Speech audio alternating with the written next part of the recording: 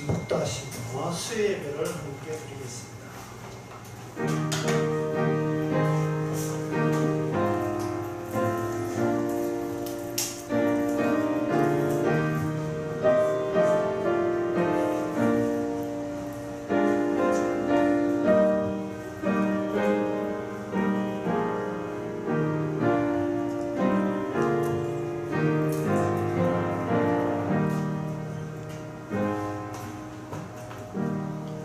지혜가 너로 선한 자의 길로 향하게 하며 또 의인의 길을 지키게 하리니 대저 정직한 자는 땅에 거하며 완전한 자는 땅에 나오리라.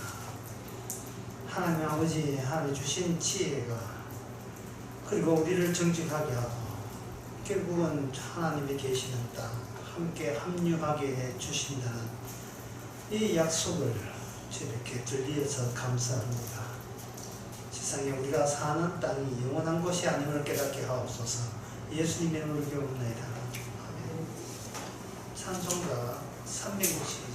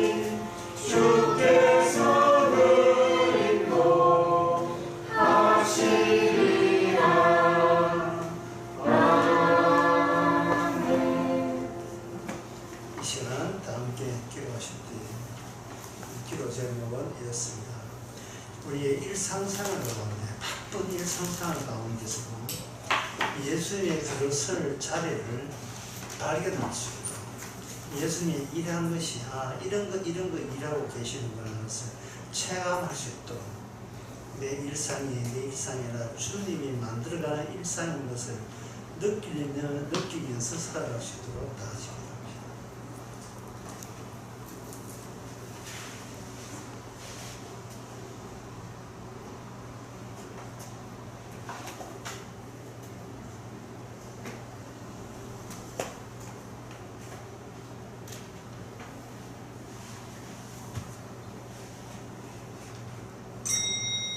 하나님 아버지, 내가 단독으로 살아왔던 게 한순간도 없었던 것을 깨닫게 하옵소서.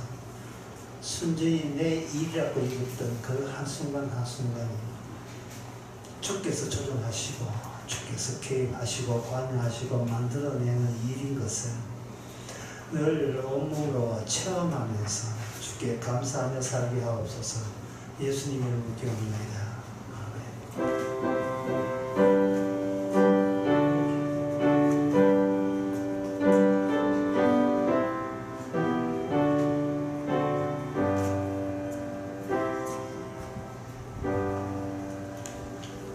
하나님의 말씀은 열왕기상 15장 1절에서 8절까지입니다. 르바스의 아들 여로보암 왕 제18년에 아비얌이 유다 왕이 되고 예루살렘에서 3년을 치리하니라. 그 모친의 이름은 마아가라 아비살롬의 딸이더라. 아비암이 그 부친에 이미 행한 모든 죄를 행하고 그 마음이 그 조상 다윗의 마음 같이 아니하여 그 하나님 여호와 앞에 온전치 못하였으나 그 하나님 여호와께서 다윗을 위하여 예루살렘에서 저에게 등불을 주시되 그 아들을 세워 후사가 되게 하사 예루살렘을 경고케 하셨으니 이는 다윗이 햇사람 우리아의 일 외에 평생에 여호와 보시기에 정직히 행하고 자기에게 병하신 모든 일을 어기지 아니하였습니다. 르호보암과 여로보암 사이에 사는 날 동안 전쟁이 있었더니 아비암과 여로보암 사이에도 전쟁이 있으니라. 아비암의 남은 사적과 무릇 행한 일이 유다왕 역대지락에 기록되지 아니하였느냐. 아비암이 그 열조와 함께 자니 다윗성에 장사되고 그 아들 아사가 대신하여 왕이 되리라. 아멘. 아비암이라는 인물을 성경은 집중 조명하고 있습니다. 주목하고 있습니다. 아비암을 보라. 아비암을 보라는 것은 하나님의 아비암에 나타난 하나님의 일하심을 보라. 하나님이 누구시냐 궁금해하지 말고 아비암에 나타난 그의 인생의 굴곡과 여정 속에서 하나님의 일이 삽입되어 있다고 하나님은 이야기합니다. 그래서 이 계시책에 있는 거예요. 따라서 우리는 아비암을 만약에 아비암이라는 사람이 없다고 했을 때 아비암을 빼버린다면 역사 속에서 우리는 하나님의 어떤 대목을 알지 못하게 되는가, 그 점을 염두에 두고 오늘 본문을 보시기 바랍니다. 그 아비암 같은 그 사람은 몰라도 되잖아. 몰라도 되잖아가 아니고요. 그걸 아비암을 몰랐을 때 우리는 하나님의 일의 연속성이 끊어지게 된다는 사실을 아셔야 됩니다. 아비암이 아브라함 어떻게 인간이 대단하기 위해서 등장한 게 아니고 하나님의 일이 아비암이라는 그 인물을 통해서 어떻게 꺾이고 어떻게 흐르는 것을 보여주는 겁니다. 강이 처음에 바른지에서 바다까지 올 때에 수백 수천 차례의 꺾임이 있잖아요. 강은 바른지에서 바다로 흐르겠지. 이게 아니고 직접 강을 하면 거슬러 올라가서 강줄기 따라 한 내려와 봐야 그 강줄기에 담겨 있는 강의 본질을 알듯이 하나님의 계시도 강물 같아요. 구약부터 출발한, 창세부터 출발한 그 강줄기가 예수님께 바다가 되는 겁니다. 천국이 되는 겁니다. 그래서 예수님은 모든 말씀을 십자가에서 다 이루었다고 이야기했어요. 창세기 알고 다 이루었다 하면 하나님은 어떻게 하는지를 그 중간을 삭제하면 알 길이 없지요. 그래서 우리는 창세기 중간에서 계시록까지 중간중간에 있는 이 사실을 그냥 몰라도 된다라고 넘어갈 수는 없습니다. 그런데 이거는 전체, 이 우주의 전체에 관한 거고 개인적으로도 마찬가지입니다. 오늘 본문 8절에 보면 아비암이 그 열조와 함께 자니 결국은 죽었다고 되어 있어요. 아비암? 그 사람 죽었잖아. 이거 알면 하나님의 뜻 아는 겁니까? 안 죽는 사람 어디서 다 죽죠. 그러니까 아비함이 죽었다. 죽었으니까 죽은 옛날 사람 알 필요 없다. 이래 하지 마시고, 그 사람이 그 죽고 태어나서 죽음 그 사이에, 삶과 죽음 사이에 무엇이 있느냐, 그걸 아시면 되는 겁니다. 무엇이 있느냐, 제가 말씀드릴게요. 환경이 있습니다. 환경. 어떤 환경이 있느냐, 오늘 본문에 나옵니다. 4절에 그 하나님 여호와께서 다윗을 위하여 예루살렘에서 저에게 등불을 주시되, 이 등불이 계속, 등불은 켜져야 맛이거든요. 등불이 계속해서 온 상태, 아웃 상태가 온 상태, 켜져 있는 상태가 계속 되더라 이 말이에요. 밖에 나갔다가, 이 더운 날 밖에 나갔다가, 밖에 얼마나 덥습니까? 집안에 들어오는 서늘해요. 집안에 무슨 일이 있었지? 무슨 일이 있으면 뭐 에어컨 켜고 가셨지 뭐. 뭐 어떤 일이, 왜 갑자기 시원하지? 에어컨이 켜졌듯이 아비함이 여기 하나님 보시기에 모든 죄를 범했다.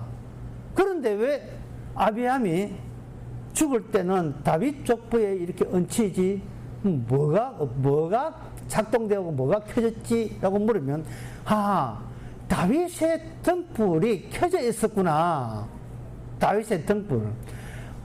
아비함이 분명히 죄를 범하고 우상을 섬기고 죄를 범했음에도 불구하고 계속 유다가 유지가 된다는 것은 에어컨 정도가 아니라 다윗의 등불이 켜져 있는 거예요. 그러면 하나님께서 아비함의 인물을 이렇게 기록하게 한 것은 아비함을 통해서 다윗의 등불이 대체 뭐냐? 하나님께서 다윗의 등불을 켜놨다는 그 뜻이 무슨 뜻이냐? 그걸 보여주는 거예요.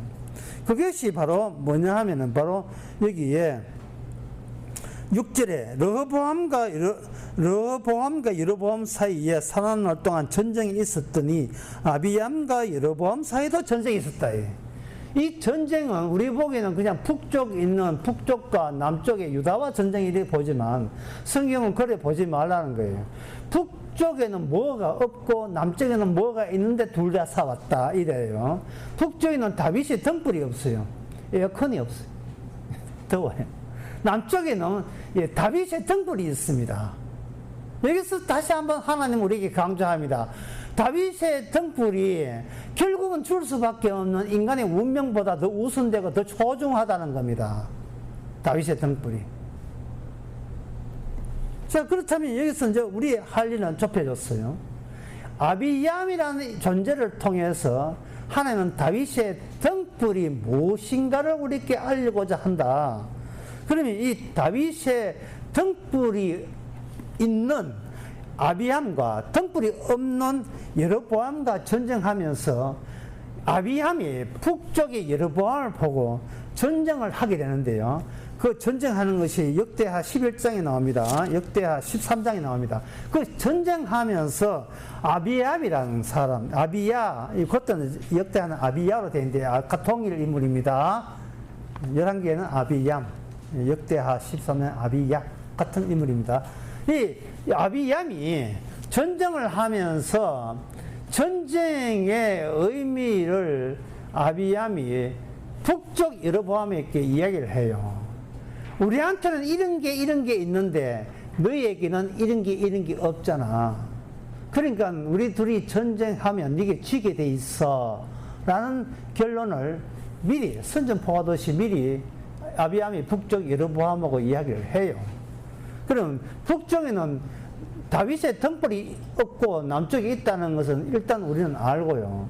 그걸 좀 세밀하게 다윗의 등불이 무엇인가를 아비암의 왕의 입을 통해서 좀 세밀하게 알 수는 없을까? 그게 역대하 13장에 나옵니다. 역대하 13장에 싸움을 하는데 남쪽에 아비암입니다. 남쪽에는 40만 군대가 있고 북쪽에는 80만 군대가 있었다. 이게 이제 13장 3절부터 이렇게 시작됩니다. 그러면 이 쪽수로 군사력으로 봐서는 이거는 배입니다. 완전히 2배지요. 두 배인데 이 두 배의 군사수를 이렇게 알려주는 것은 누가 이겼다라는, 마지막에 누가 이겼다에 관해서 군사력과 다른 요소가 이 전쟁에, 남북 전쟁에 개입했다는 게, 다른 요소가. 그 다른 요소가 개입했는데 그 다른 요소로 인하여 군사력의 배나 가진 북쪽이 졌다는 거예요. 반밖에 안 되는 남쪽한테 졌다는 겁니다. 그러면 이기게 된 결정적은 뭐냐? 다윗의 등불이겠죠.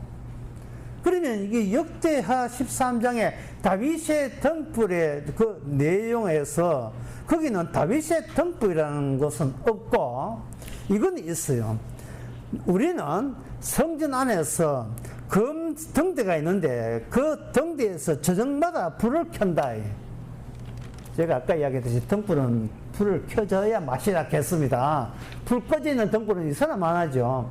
뭔가 우리 쪽에서는 뭔가 계속 불이 켜져 있다는 거예요. 이 불이 켜져 있다는 장소가 뭐냐? 성전이에요. 그런데 너희들을, 북쪽 너희들은, 북쪽을 북한이라고 봅시다. 북한 너희들은 가짜 성전이 있잖아. 가짜 성전. 이 가짜 성전은 하나님께서 지시하지도 않는 성전이 있기 때문에 그것은 하나님이 지켜지지 않는다고 보는 거예요. 그럼 북쪽에서 뭐라고 하겠습니까? 우리도 성전이 있어! 이렇게 하거든요. 그래, 우리도 뭐 저녁마다 매일같이 등불 피야! 이렇게 이야기한다, 이 말이에요. 예, 그것은 그들의 억지예요. 왜냐하면은, 여로보암의 성전 만들고 거기서 등불 켠다면 그건 여로보암의 등불이죠. 근데 남쪽에는 아비암 왕 때지만 아비왕의 등불이 아닙니다. 무슨 등불이냐 하면은 죽었던 다윗의 등불이에요. 이미 고인된 다윗의 등불을 왜 자꾸 다윗부터 계속 유지가 된다고 생각하느냐? 그 다윗은 죽었지만 다윗 언약은 안 죽고 계속 살아서 그 후손들에게 다윗과 하나님과 약속했던 약속이 실효성을 가지고, 그걸 언약 실효성이라고 하는데, 언약이 실질적인 효과를 가지고 계속해서 살아있다는 거예요. 우리 남쪽에. 북쪽에는 인간들만 살아있어요. 근데 남쪽에는 뭐냐? 언약이 살아있던 조건 하에 하나님께서 남쪽의 군사들을 지켜서 살게 하시는 거예요. 우리가 살아서 예수님을 믿는 게 아니고 예수님이 살아서 예수님이 살아있다는 것을 나타내기 위해서 아직도 하나님 우리를 살게 해주시는 겁니다. 그래서 예수 믿는다고 하면서 나 어째 사노 이런 식으로 자꾸 생각하지 마시고 주께서 어떻게 나를 살려내고 있노 이렇게 생각하시기 바랍니다. 주께서 살려주시는 이유는 우리 안에 주님의 약속이 있기 때문에, 그것도 생명의 약속이에요. 영생이 들어있기 때문에 우리가 이 땅에 살아서 죽을 때까지 영생의 효과가 너 같은 죄인을 죄 없는 사람만 가는 천국에 그돈이 넣어준다는 효과를 주님께서 우리 안에서 등불을 지켜주듯이 우리 안에 생명의 말씀을, 에어컨을 켜두는 거예요. 남들이 뭐 배하니 몸배하니 돈이 있니 없니 놀리더라도 우리 안에는 시원해야 됩니다. 예. 뭐 주님이 켜놨어요. 주님이 바깥에는 껍데기, 안에는 영생. 그래서 저는 옛날에 그런 예를 든 적이 있는데, 인간이라 하는 것은 다 빼먹고 갖다 버린 쭈쭈박 껍데기다. 이 쭈쭈박 껍데기는, 네, 이게 종이가 아니고 비닐이잖아요. 비닐인데 쭈쭈박, 그냥 처음 살 때는 탱탱하게 보기 좋아요. 쪽쪽 빨아먹고 하면 쭈글쭈글 해가지고 안에 내용물 하나도 없어. 턱 갖다 버리죠. 우리 인생이 그렇습니다. 그럴싸하게 지 외모 가진 거 자랑하지만 생명이 빠진 쭈쭈바는 아무 쓸모 없습니다. 주께서 빨아먹을 게 있어야지. 전에 언제 그런 게 있죠. 주께서는 불에 태운 음식을 받는다. 훈제? 예. 너 불통과했어. 불 통과했는데 살아있네. 나의 음식이다. 내 양식이다. 네가 조찬이다 하고 받아 먹으시는 거예요. 이게 이제 레기 1장에 나오는 겁니다. 기쁘게 받아시는 내 향기다. 내 음식이다. 응식이다. 내 응식을 제사장의 응식이, 양식이 되게 하셨던 거예요. 그게 이제 레기의 내용에 보면 나옵니다. 어쨌든 하나님 이 아비함을 통해서 하나님의 언약이 있다는 다윗부터 계약 속에서 한결같이 지속적으로 일관되게 내려오는 게 그게 뭐냐? 그게 역대하 13장의 5절에 보면 나옵니다. 이스라엘 하나님 여호와께서 이제 남쪽 왕이 북쪽 그 여로보암 보고 이야기하는 거예요. 우리는 있는데 이런 거 있어? 너희 집에 이런 거 있어? 이제 자랑하는 거 똑같은 거예요. 5절에 이스라엘 하나님 여호와께서 소금 언약으로 이스라엘 나라를 영원히 다윗과 그 자손에게 주신 것은 너희가 알 것이 아니냐? 이랬어요. 소금 언약. 왜 갑자기 소금이 등장하죠? 소금 언약과 등불, 다윗의 등불과 이 무슨 관련성이 있느냐 있는 거죠. 다윗의 등불은 뭔가 하나님의 약속이 등불이 켜져 있는 것 같이 밝게 켜져 있다는 것이고, 그 등불을 켜기 위해서 안에는 어떤 조건이 작동해야 되냐 하면은 소금 언약이 작동해야 된다는 겁니다. 자, 소금 언약을 이렇게 아비함이 소금 언약을 언급했어요. 그러게 열왕기상 그 아비함하고 역대하 13장의 아비함하고 우리 완전히 딴 사람 같이요. 왜? 열왕기상 15장에 나온 아비함은 부친이 행한 모든 죄를 행하고, 부친은 이제 르호보암 이야기입니다. 우상 섬겼던 아버지 따라 같이 우상 섬겼다 이 말입니다. 아버지가 우상 섬겼는데 아버지는 강대했어요. 그게 다윗의 등불 때문에 그렇습니다. 근데 그 아들인 이 아비함은 다윗의 등불 때문에 나라가 튼튼하게 아무 문제 없다는 생각 못하고, 아버지 뭐 우상 섬겨도 괜찮네, 나도 좀 섬기면 어때? 이런 식으로 나온 거예요. 이 열왕기상 15장에서는. 그런데 하나님께서 그걸 지적하기 위해서 열왕기상에 구체적으로 나오지 않은 북쪽 이스라엘과 여로보암과 전쟁한 이야기를 아주 구체적으로 나와 있습니다. 전쟁하면서 선전포고하면서 어떤 내용으로 북쪽에 대해서 언급했는지도 역대하의 13장에 나옵니다. 역대상에서는 그냥 전쟁했다 그걸로 끝나지만, 그게 이제 소금 언약을 언급합니다. 자, 소금이라 하는 특징이 뭐냐 하면은 자기도 섞지 않고 남을 섞지 않는 그것, 그게 소금의 특징이에요. 그러면 썩다는 것은 뭐가 중도에 소멸되었다, 없어졌다, 사라졌다 이런 뜻이거든요. 썩었다는 말이. 근데 소금을 천다는 것은 사라질 것이라도 사라지지 않은 강제 조치로서의 조건이 소금 요소가 들어가는 겁니다. 그러면 소금 요소가 어디에 들어가는가? 소금 요소가 바로 성전에 향을 만들 때 소금을 넣어요. 그러면 향은 소금기가 머금어 있겠죠. 이 출애굽기 30장 35절에 그렇게 나와 있어요. 그리고 레기 2장 13절에 보면 식물성은 빨리 부패합니다. 그 식물성, 약해서 식물성 제물에다가 소금을 뿌려요. 소금을 뿌립니다. 그리고 그 소금기가 있는 식물성 제물은 하나의 소재이라는 의미로 받습니다. 민수기 18장 19절에서는 그런 취지를 한꺼번에 종합해서 말씀드리고 있습니다. 민수기 18장 19절에 이스라엘 자손이 여호와께 거저 드리는 모든 성물은 영원한 응식으로 너와 너 자녀에게 주노니 이는 여호와 앞에 너와 너 자손에게 변하지 않는 소금 언약이다. 변하지 않는 소금 언약이다. 소금은 한결같아, 일관되다, 영원하다. 소멸되는 인간의 육체에 그 육체로서 살아가는 인간, 없어질 인간, 거기에 뭐 영원한 것이 있어야 되지 않느냐 이 말입니다.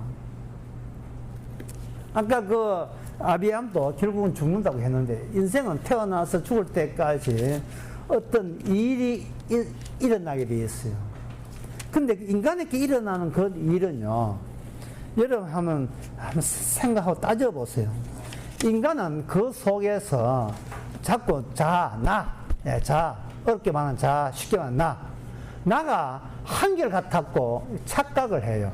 자꾸 이게 오해하고 있거든. 나는 어제나 오늘날 같아.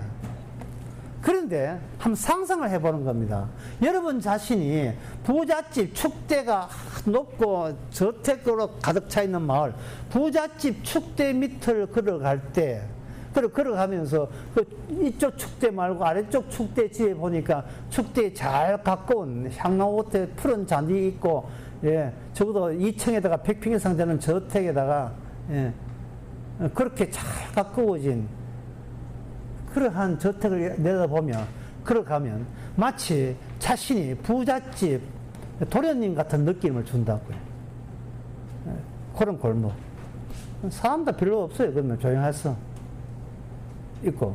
만약에 여러분들이 시골 추운 날, 추운 겨울날 시골 장터에 이렇게 아주 촌스러운 아주 골짜기 시골 장터에 5일장에 한번 이렇게 놀러 가면 어느새 자기가, 예, 촌사람 같아. 촌사람 같아. 부잣집 고급 차 타고 가게 되면 자기가 잠시나마, 예, 들떠지요. 예, 이만큼 자기가 이렇게 고급차 탈 만한, 누릴 만한 자기 되는 자아가 변화되다가 손에 가서 경기 타든지 아니면 시골 버스 타고 다니면 그러면 그 촌사람도 쉽게 적응이 돼요. 이 말은 뭐냐? 인간은 환경에 따라 그때그때 자아가 바뀝니다. 자아 바뀌어요. 그것을 캐치한 사람이 누구냐 하면 바로 소설가들이에요. 소설가들, 작가들, 드라마 작가, 시나리오 작가, 영화 작가. 이 작가들의 한 자아가 뭐냐? 정제된 순수한 나를 찾는 작업이 소설을 통해서 그걸 작업을 하는, 그게 작가들이 할 일이에요. 도대체 나는 누구냐? 그래서 그 소설책을 읽으면 그 소설책 환경 속에 빠지면서 마치 내가 그 소설책의 주인공처럼 돼가지고 울고 웃고 뭐 난리도 아니죠. 뭐 소설 중에서 우리는 어릴 때부터는 소설이 뭐냐 하면 바로 인어공주, 백설공주, 주로 공주 쪽이지 뭐. 예. 이런. 그리고 영국의 아스왕 모험 이야기. 그런 것들이 보게 되면 나는 그 소설 읽으면서 그 소설의 주인공이 되고 나는 새로운 나에게 그런 요소가 있다고 자부하게 돼요. 가짜입니다. 가짜예요. 아비암이 아버지에 따라 우상을 섬겼는데 아비암이 우상을 섬겼던 이유는 진정한 자아에 대해서 곡해하고 있기 때문에 그렇습니다. 무슨 뜻이냐면 아비암은 자기가 왕이잖아요. 왕이니까 이 왕의 자리는 내 자리다 이렇게 보는 거예요. 이게 내 것이 있으면 그 내 것이 내게 소유된 내 것을 위하여 내가 나라는 인식이 재정립이 돼요. 만일 여러분들이 그런 일 별로 없지만 복권 1층 당첨 돼서 한 76억 있으면 옛날처럼 못 살아요. 내한테 걸맞는 환경을 조성하기 위해서 갑자기 넓은 아파트 이사 가든지 차 바꾸든지 합니다. 내가 이 정도 누릴 자격이 된다고 착각하게 돼요. 그래서 이런 것을 이제 그냥 우리가 세상 이야기 하는데 이게 성경에 보면 이게 나옵니다. 성경에 보면 인간은 그 환경 따라서 얼마나 자아라는 것이 잘 뒤집듯이 뒤집어지는지, 그것보다 더 중요한 것은 인간이 태어나 죽을 때까지 도대체 한 번도 나라는 게 누군지를 알지도 못하면서 그냥 죽어가고 있다는 것을 보여주고 있습니다. 먼저 긍정적으로 내가 누구냐를 보여주는 환경은 고린도후서 12장 1절에서 3절에 나옵니다. 제가 읽겠습니다. 무익 하나만 내가 부득불 자랑하노니 주의 환상과 계시를 말하자. 내가 그리스도 안에 있는 한 사람을 아노니 그는 14년 전에 그가 셋째 하늘로 이끌러 간지라. 그가 몸 안에 있든지 몸 밖에 있든지 나는 모르거니와 하나님은 아신다. 내가 이런 사람을 아노니 그가 몸 안에 있었는지 몸 밖에 있었는지 나는 모르거니와 하나님은 아신다. 이게 지금 무슨 이야기냐 하면 분명히 셋째 하늘에 올라간 그 사람이 사도 바울 본인이에요. 본인인데 내가 그 계시가 있기 전에 나는 아니라는 거예요. 내가 알던 나가 아닌 나가 셋째 하늘로 올라갔다 이 말이죠. 그러니까 굳이 셋째 하늘에 올라간 자가 내가 안다고 이야기하지 말고 그냥 바꿔쳐서 하나님이 아신다로 나는 끝이겠다는 게, 내가 나를 안다는 게 아무 의미가 없다는 거예요. 내가 셋째 하늘 가고 싶어서 갔습니까? 하나님이 알아서 갔으면 셋째 하늘 간 나는 하나님이 알고 있던 나지 내가 사전에 알았던 나는 아니라는 겁니다. 참 이 어려운 이야기지만 해야 되겠어요. 여러분이 아는 나는 지옥 갑니다. 그러나 천국은 여러분이 모르는 나가 천국 갑니다. 이 이야기를 복음 안의 내용으로서 이야기하지 않을 수밖에 없어요. 해야 돼요. 하도 사람들이 나 천국 가게 예수 믿습니다. 천국 가서 이제 이런 자꾸 자기가 아는 나를 천국에 들어가는 나로 자꾸 연장을 시키니까 이게 자기 자신이 누군지도 모르면서 무조건 천국 간다고 우겨버리면 여기는 일곱 귀신 마귀가 달라들어요. 안 돼요. 현재 내가 알고 있는 내가 아는 나는 이거는 엉터리 나예요. 근데 진짜 나는 환경 따라 다르기 때문에 어느 것이 난지 종잡을 수 없습니다. 또 긍정적인 나를 하나 또 해드리겠습니다. 긍정적인 나. 무슨 긍정적인 해야 이제 부정적인 거 할 때 여러분이 충격 안 받죠. 마태복음 17장 1절에서 3절. 엿새 후에 예수께서 베드로와 야고보와 그 형제 요한을 데리고 따로 높은 산에 가셨더니 저희 앞에 변형되사 그 얼굴이 해같이 빛나며 옷이 빛과 같이 휘어졌더라. 때에 모세와 엘리야가 예수와 더불어 말씀하신 게 저희께 보이거늘. 여기서 베드로와 야고보 요한이 해같이 빛난 게 아니고 예수님과 모세와 엘리야가 해같이 빛났어요. 그런데 모세와 엘리야는요 지상에 있을 때 해같이 안 빛났어요. 그러니까 모세와 엘리야 본인들이 아는 자아는 그건 진짜 자아가 아니고 진짜 모세 엘리야의 자아는 예수님과 함께 있을 때 그때 진짜 자아가 모세 엘리야다 이 말이죠. 그러면 그 원칙은 오늘날 우리에게도 똑같이 적용되고요. 여러분에게 적용되고요. 저에게 적용되고 그리고 베드로, 야고보, 요한에게도 적용돼요.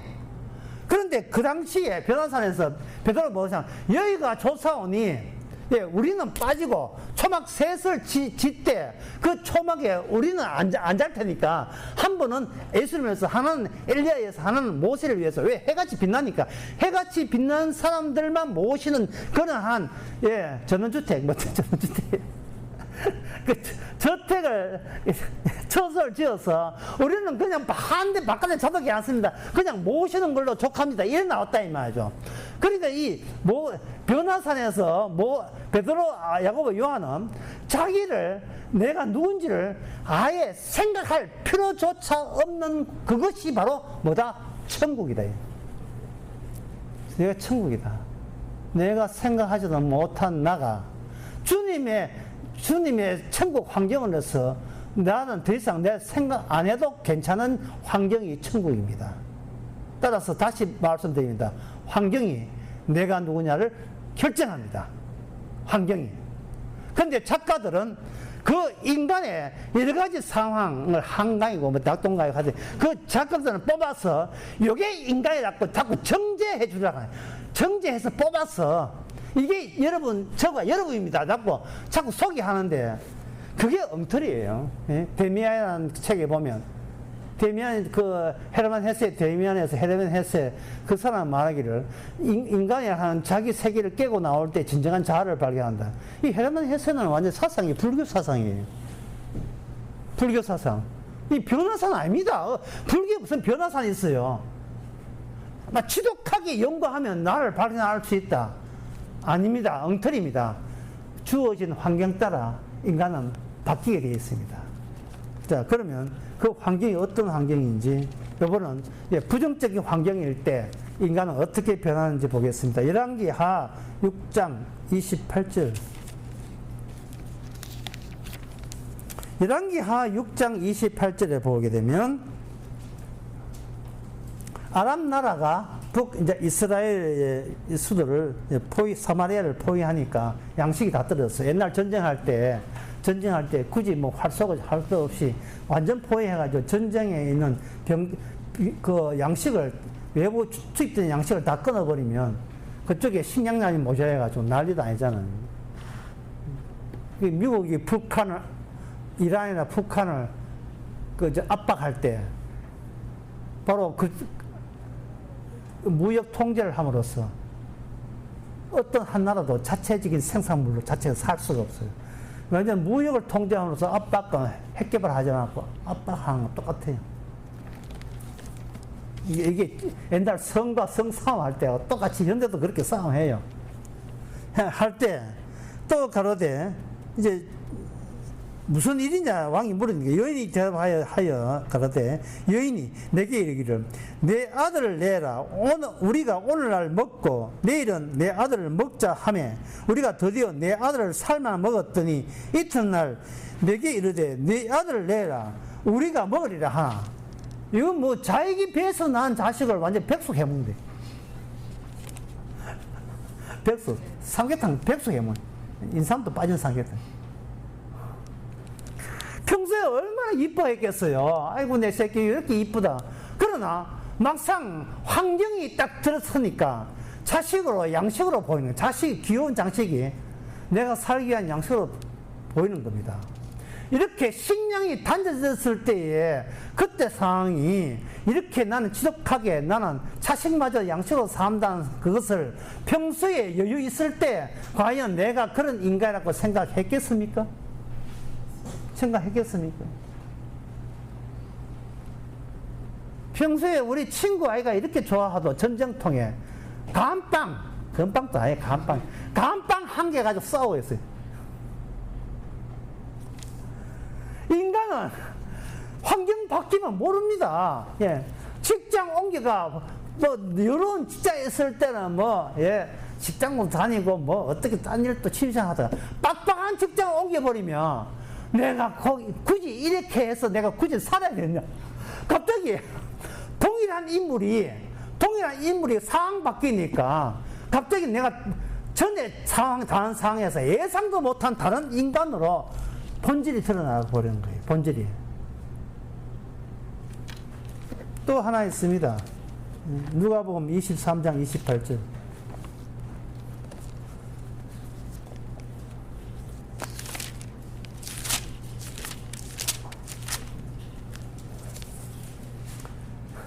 예수님께서 십자가 달리고 막 할 때 불쌍하다고 주변에 연도에 있는 아줌마들이 울었다. 우니까 그것도 그냥 우는 게 막 따라오면서 통과하면 우니까 가슴을 치면서 울었어요. 우니까 27절에 슬픈 후 여자의 큰 무리가 따라오는지라 예수께서 돌이켜 그들을 향해 가라사대 예루살렘의 딸들아 나를 위해 울지 말고 너희와 너희 자녀를 위해서 울라. 예수님이 안 됐다고, 예수님이 안 됐다고 따라 우는 거예요. 자기 집만 가져는 안 울어도, 김호주의 감옥소 가니까 팬들 울고, 자기가 좋아하는 누구 어떤 가수 또 이렇게 병 아파 죽으니까 그것도 울고, 방탄소년단 군에 간다고 울고, 온 세계 소녀들이 내 군대 갔을 때 아무도 안 왔어. 인간은, 그러니까 생각해보세요. 너무나 단순하게. 방탄소년단이 아예 없었으면 내가 어떤 남자 군대 갈 때 운다. 내가 그런 사람 아니야. 얼마나 장담했겠어요. 상황은 전혀 나를 딴 사람으로 만들어주는 겁니다. 상황이. 내가 남 죽으라고 그렇게 비는 그런 나쁜 사람 아니야 라고 했던 그들에게 예수님께서 십자가 지를 때 저 사람 죽음 마땅해 이런 식으로 예수에 대한 적대감을 드러내는 요소가 내한테 그게 있을 줄이야 상상도 못했죠. 상상도 못했습니다. 헌금을 하나님께 한다고요. 무슨 말씀합니까? 헌금은 교회 회사에 주식 산 거예요. 투자한 거예요. 하나님께 바쳤습니다 해놓고 어떤 목사가 헌금 덜렁 이렇게 해가 장난치니까 니 나가 내가 돈 세운 이 부동산에 니가 왜 니 마음대로 하느냐. 인간은 자기 자신을 몰라요. 상황 따라서 그냥 변명할 겁니다. 변명할 뿐이에요. 그래서 이걸 종합하면 이렇습니다. 도대체 이 나라는 것을 나를 얼마나 쪼개야 나를 알 수 있느냐. 쪼개고 떼고 여기 나라고 집게를 뽑아낼 수 있느냐. 없습니다. 그리고 반대로 나라는 것을 얼마나 많이 끌어모아서 이제야 나답다고 멈출 수 있냐. 그 욕망은 멈추지 않습니다. 인간은 태어나 죽을 때까지 모조리 가짜입니다. 자, 그렇다면 이 아비암은 전쟁에서 승리를 했어요. 여기 그 역대하 그 13장에서 승리를 했습니다. 네 공격하지 마라 이렇게 했는데도 불구하고 공격했거든요. 공격하니까 북쪽에서 어떻게 공격하냐면 복병을 가지고 딱 숨겨 놓아서 복병하면 무조건 이긴다. 이거는 전략적으로 옛날부터 했던 것이다 하고 북쪽에서 80만 대군이 복병 작전을 했어요. 완벽하게 이거는 덫에 걸리게 했어요. 그런데 남쪽은 복병한 것도 몰랐어요. 복병이 모르면 이건 100% 지게 돼 있는데 그 내용이 역대하 13장에 14절 쭉 보게 되면 복병이다 적병이다 하니까 부러지졌거든요. 지지면서 하나님이요 이거 우리 힘으로 안 됩니다. 이렇게 하니까 하나님이 도와줘가지고 적들이 북한이 대패한 거예요. 북쪽이 이스라엘 대패해버린 거예요. 남쪽이 이겼어요. 그래서 몇 명이 죽나? 북쪽 군사 병정 17절에 80만 대군 중에서 50만이 죽었습니다. 그리고 18절에 거기에 대해서 해설을 합니다. 그때 이스라엘 자손이 항복하고 유대 자손이 이겼으니 이는 저희가 그 열조의 하나님 여호와를 의지하였으며 이래 됐다고요. 이 누구냐면 이게 아비암이에요. 그런데 오늘 본문 역대하상 15장에서는 우상을 섬겼거든요. 자, 우상을 섬기자는 거는 진짜 나를 알 수 있는 기회가 내가 선택한 신으로 인하여 나를 모르게 가리워져 버린 겁니다. 이걸 쉽게 이해하면 말씀을 안 보게 되면 진짜 나가 예수님의 십자가와 견주지 않는 상황이기 때문에 진짜 내가 아주 평온하고 안전해 이것이 내가 마땅히 누릴 정도로 내가 대단한 존재인 줄 착각하게 되었어요. 말씀을 그렇게 보시고 말씀을 들어가는 이유가 진짜 나는 바로 예수님의 십자가 앞에서만 우리 자신이 얼마나 가짜를 티내고 엉터리인 채 그 자기를 감추어 살아야 하는지 그 죄가 덜추어지는 겁니다.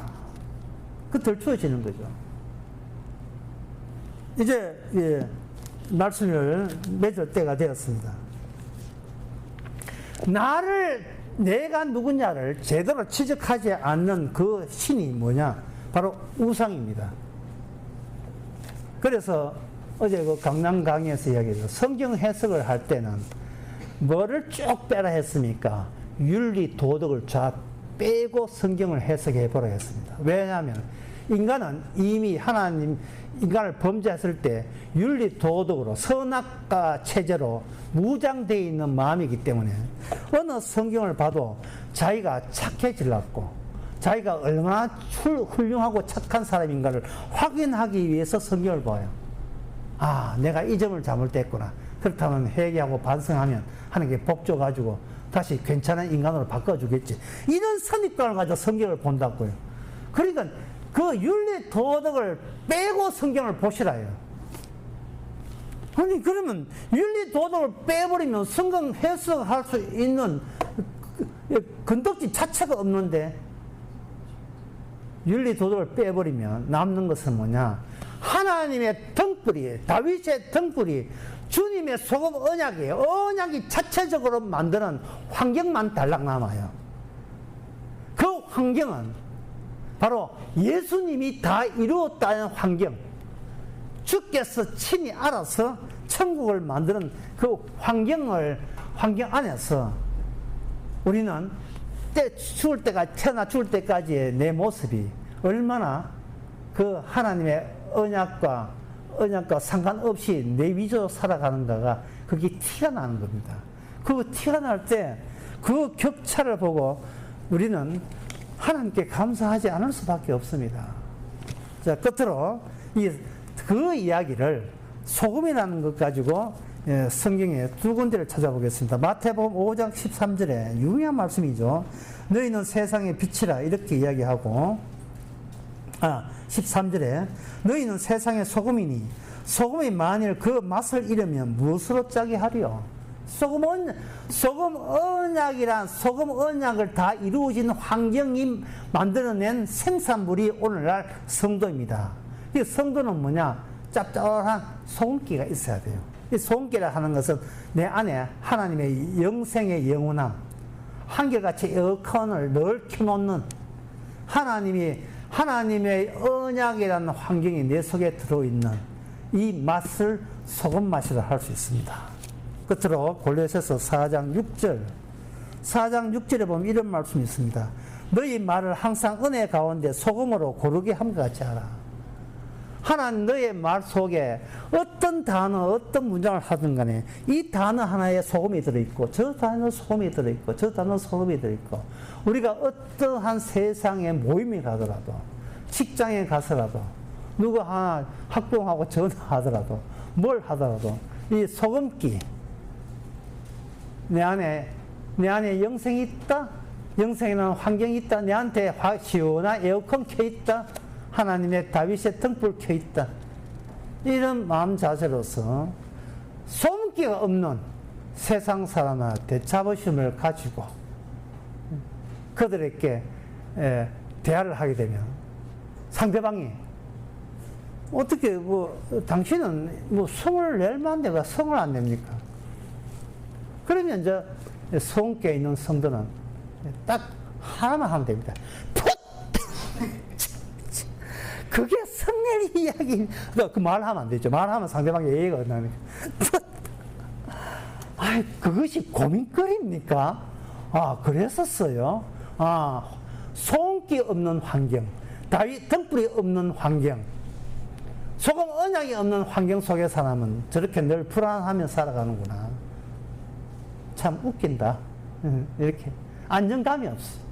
자기 지키려고 하고 자기를 속이고, 하나님의 소금 언약이 있고 하나님의 다윗 등불이 켜져 있는 안정적인 저와 여러분의 삶이 되시기 바랍니다. 기도하겠습니다. 하나님 아버지, 하나님께서 하나님의 언약을 주실 때 일관되게 항상 섞지 않는 존재로 찾아오신 것을 감사합니다. 말씀을 통해서 우리 속이 말씀의 환경으로 조건 지어진 것을 감사합니다. 우리는 생각하는 게 엉망이라도 우리 안에는 하나님의 소금의 효과, 등불의 효과가 늘 살아있는 저희들 되게 하옵소서. 예수님의 이름으로 기도합니다. 아멘. 찬송가 379.